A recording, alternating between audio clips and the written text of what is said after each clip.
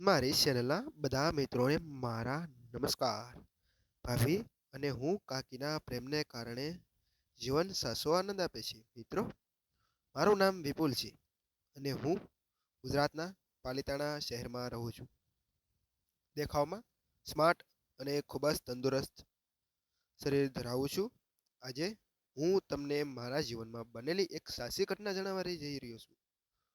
આ ઘટના 3 વર્ષ પહેલાની છે.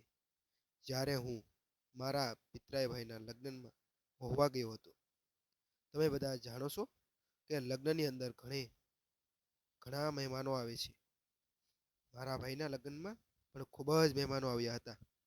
ઘણા બધા મહેમાનો આવ્યા. પછી સાંજે મારા કાકી બધા સાથે મારો પરિચય કરાવ્યો.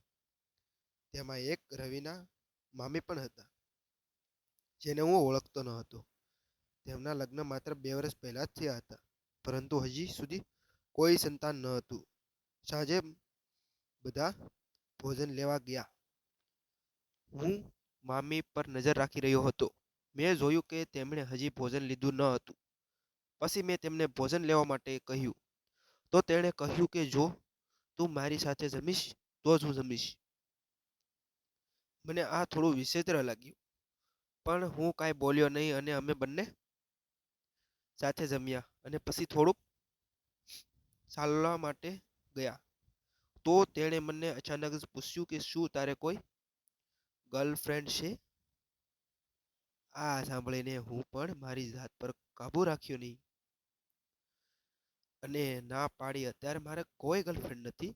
આ સાંભળીને મામી હસવા લાગ્યા. પછી રાત્રે બધા સૂઈ ગયા પોતપોતાના પલંગ ઉપર. મને લાગ્યું કે મામી મારી સાથે મોજ મસ્તી અને આનંદ કરવા માટે આજે એકદમ તૈયાર છે. પરંતુ હું ટ્રાય કરી શક્યો નહીં.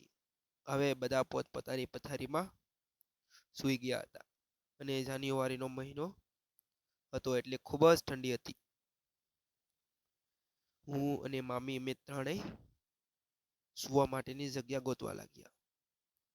તો કાકીએ કહ્યું કે જગ્યાની થોડી સમસ્યા છે.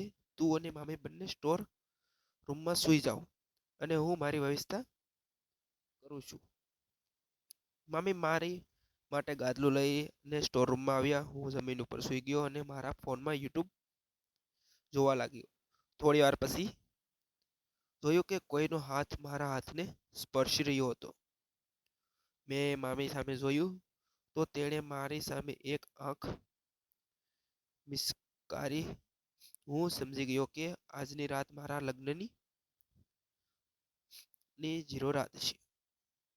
મેં હસીને મામીનો હાથ પકડ્યો. પછી તેણે પહેલ કરી. તેણે મને એક નાની એવી બક્કી કરી. તે લગભગ 5 મિનિટ સુધી અમે એમ જ ચાલ્યું, જાણે કે ઘણા જન્મોથી તે પાણી માટે તરસ્યા હોય. મેં પણ તેમને સારી રીતે સહકાર આપ્યો. હવે હું તૈયાર થઈ ગયો હતો અને તે પણ મારી સાથે આનંદ કરવા માંગતા હતા. ઠંડીના કારણે અમે બધા વસ્ત્રો દૂર કર્યા અને પંખો ચાલુ કર્યો. મિત્રો, ખૂબ જ સુંદર મજાનો નજારો હતો. હવે કંઈ પણ સમય બગાડ્યા વગર હું મોતીચૂરના લાડુ ખાવા લાગ્યો. જ્યારે મેં મારો હાથ જોયો તો મને તે હાથ ભીનો લાગ્યો. મામી પણ રસગુલ્લા ખાવામાં મશગુલ હતા. આ મારો અને તેનો પહેલો અનુભવ હતો.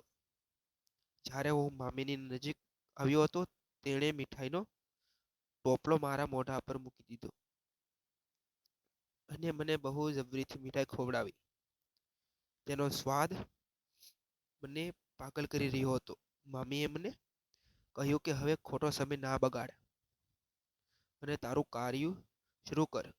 મેં પણ એક ડાયા દીકરાની જેમ કાંઈ પણ સમય બગાડ્યા વિના એક જોરદાર ધક્કો માર્યો. મામી મારા હમલા માટે તૈયાર ન હતા. આજે તેણે જોરથી બૂમો પાડવાનું શરૂ કર્યું અને અમે બંને મશ્કરી કરી રહ્યા હતા. ત્યાં અચાનક મારા કાકી મામીનો અવાજ સાંભળીને અમારા રૂમમાં દોડી આવ્યા અને પછી જે કાંઈ થયું મિત્રો જણાવવા માટે વિડીયોને લાઈક અને ચેનલને સબસ્ક્રાઇબ જરૂર કરજો મિત્રો. અને ફરી મળીશું એક ઓર નવા વિડીયોમાં. ત્યાં સુધી આવજો મિત્રો. અને વિડીયો પૂરેપૂરો જોવા બદલ તમારો ખૂબ ખૂબ ધન્યવાદ મિત્રો. ટાટા બાય બાય મિત્રો. મળીશું આવતીકાલે.